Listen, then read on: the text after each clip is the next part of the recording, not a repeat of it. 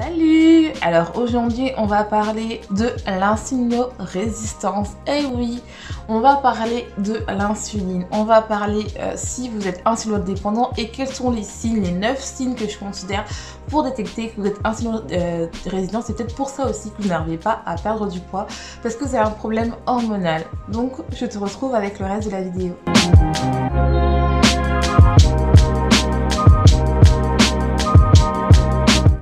Alors avant de commencer cette vidéo, n'hésite pas à liker, à t'abonner, à partager. Surtout si tu t'abonnes, n'hésite pas à noter, à faire un commentaire pour dire je me suis abonnée ou te donner ou juste donner les informations que tu veux sur l'insulino-dépendance, si tu connais ou pas ce symptôme là ou si c'est totalement une découverte pour toi. Et n'oublie pas, n'hésite pas à aller aussi sur mon Instagram où je suis là quotidiennement, où tu auras un post tous les jours où je te donne de la motivation. Donc n'hésite pas à y aller et surtout d'écouter mon podcast Sois ta propre vérité où tu vas pouvoir écouter pour travailler ton développement personnel, parce que des fois si tu n'arrives pas à perdre, tu es insulino-dépendant, mais c'est peut-être parce que aussi tu manges tes émotions et c'est très compliqué, et là c'est vraiment des kilos émotionnels et il faut travailler ton développement personnel.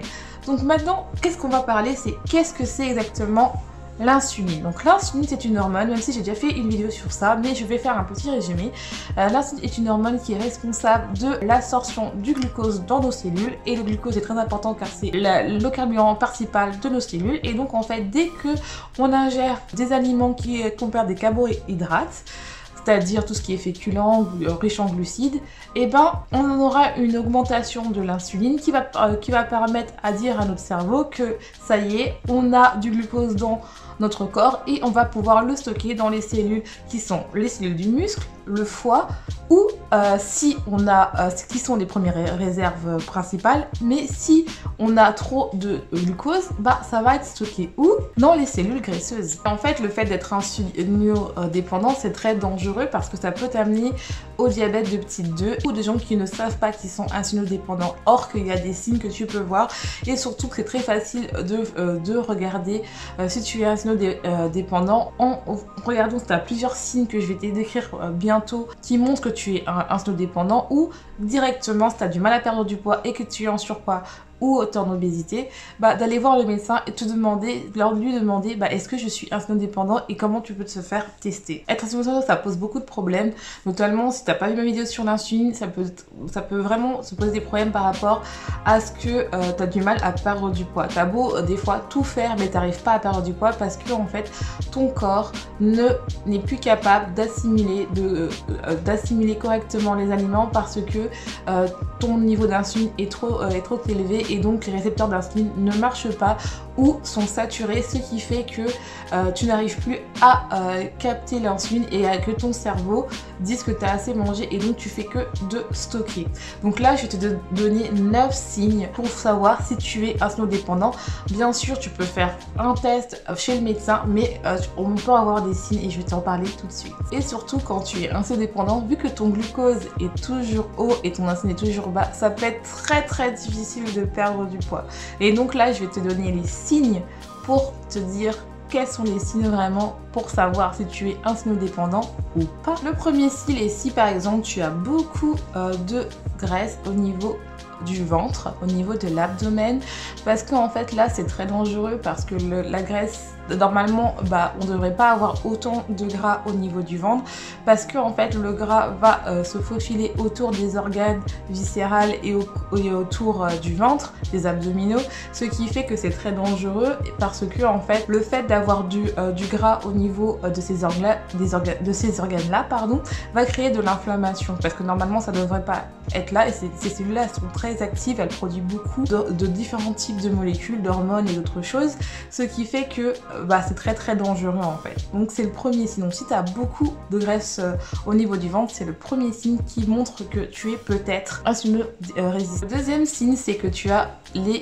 chevilles enflées. Et oui, parce qu'en fait le fait d'être insulino-dépendant, le fait d'avoir une forte concentration d'insuline dans notre organisme va faire que le foie va retenir beaucoup plus le sodium et de l'eau.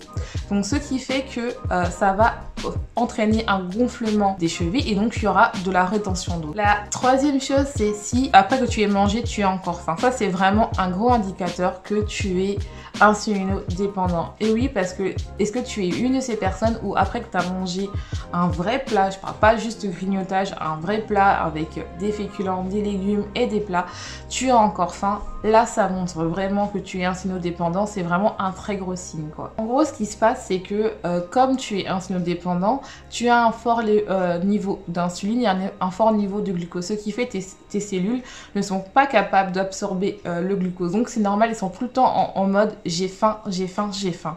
Donc c'est pour ça que après que tu aies mangé, tu as souvent faim, parce que vu que ton corps n'est pas capable maintenant de bien absorber le glucose, et ben tu as faim.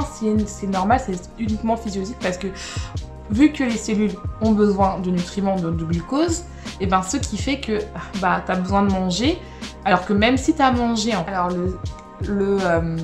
l'autre signe, c'est que aussi tu as vraiment envie de sucre. C'est-à-dire que ton corps, comme je t'ai dit avant, ton corps n'est pas capable de vraiment utiliser le glucose. Tu as une forte glycémie, c'est-à-dire tu as un fort taux de glucose dans ton sang.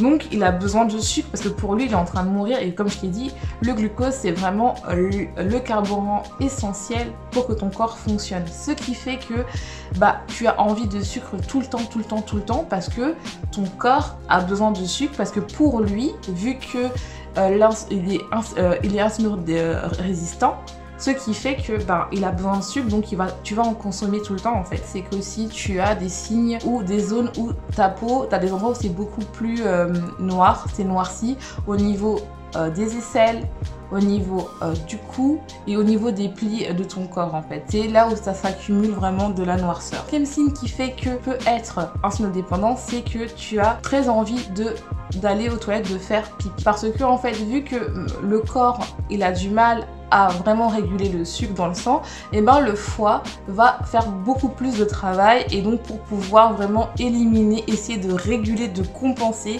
le manque de fonction de ton corps. Donc ce qu'il va faire, c'est que tu vas beaucoup aller aux toilettes pour pouvoir compenser cette régulation du glucose dans ton sang. Alors, et ça va aller avec le prochain, c'est que tu auras souvent envie de boire de l'eau parce que tu es souvent asséché, parce que bien sûr le sucre ça assèche beaucoup, donc ce qui fait que tu vas souvent boire de l'eau, et donc bah c'est normal, vu que tu bois beaucoup d'eau, bah tu vas beaucoup aller aux toilettes. Donc voilà.